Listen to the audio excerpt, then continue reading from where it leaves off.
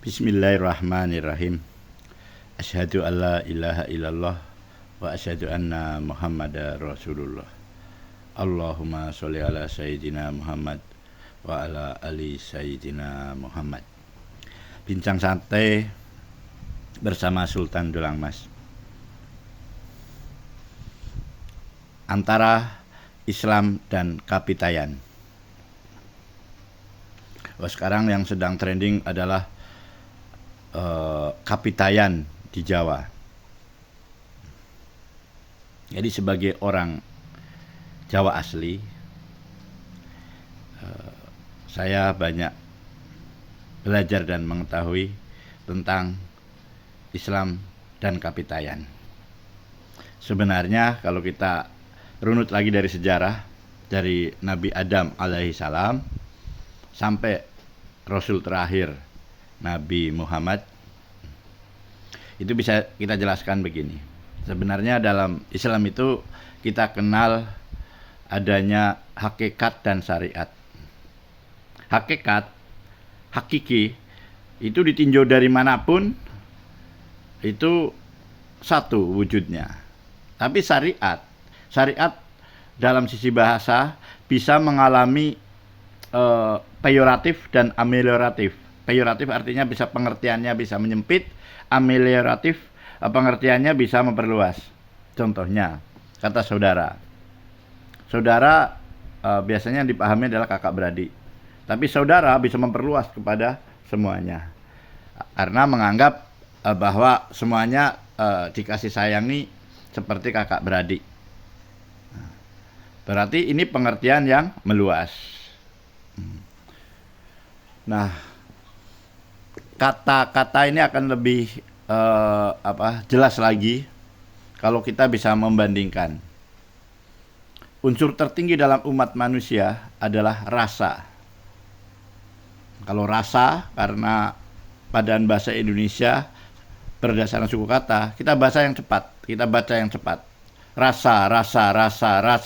Jadi apa? Sara. Nah, sekarang sudah muncul bahasa sara. Jadi lawan katanya adalah rasa. Kita lihat kepada orang Kapitayan dari suku Samin misalkan, contoh ya. Suku Samin menganggap bahwa semua orang itu bersaudara, kata suku Samin. Ya, karena pada dasarnya dari zaman Nabi Adam itu agama itu sudah Islam. Islam apa sebenarnya sih Islam? Ada yang menerjemahkan Islam itu dari kata salam, selamat di dunia dan di akhirat. Bagaimana setiap orang mencoba selamat untuk di dunia dan di akhirat. Maka doa sapu jagat umat Islam yaitu Bismillahirrahmanirrahim, Rabbana atina fid dunya hasanah wa fil akhirati hasanah wa qina adzabannar. Ingin selamat di dunia dan di akhirat. Nah, secara syariat atau secara bahasanya Islam selamat. Semua orang secara hakikat ingin selamat. Jadi semua orang yang ingin selamat di dunia dan di akhirat itulah Islam. Jadi agama itu udah dari zaman Kapitayan zaman dahulu. Jadi zaman Nabi Adam udah Islam. Apalagi ada penelitian selanjutnya setelah Nabi Adam, Nabi Nuh. Kapal Nabi Nuh aja terbuat dari kayu jati. Nah, berarti kemungkinan besar dalam zaman dahulu hakikat agamanya adalah Islam di Jawa itu, hakikatnya.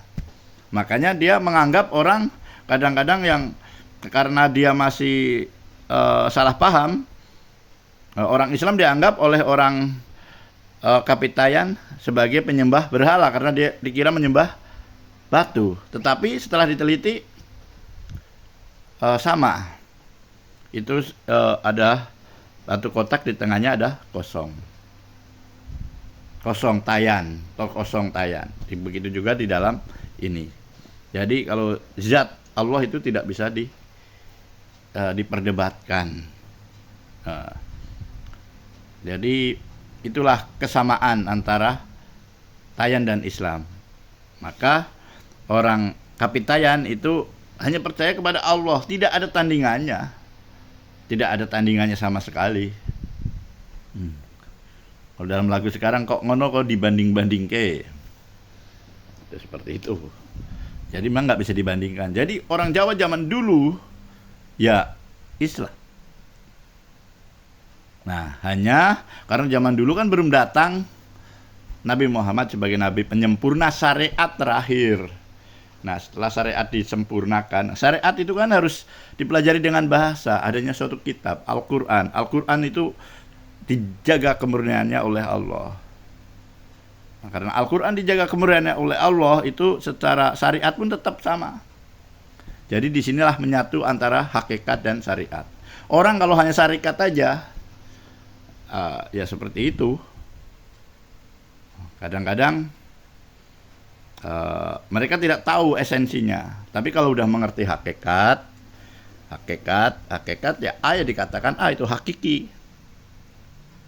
Dia tidak akan pernah bohong misalkan. Ya bohong pun misalkan terpaksa harus bohong, mungkin dalam situasi perang itu kan, untuk demi keselamatan kemungkinan besar.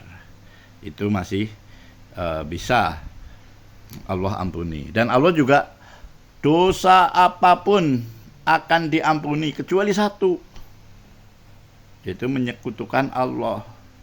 Dosa apapun. Nah, kapanpun sebelum sakaratul maut, asal kita masih meminta ampun kepada Allah, Allah akan ampuni. Jangan hanya meminta ampun, Allah pun memberi janji. Apa yang kamu minta, aku beri. Itu kan janji Allah.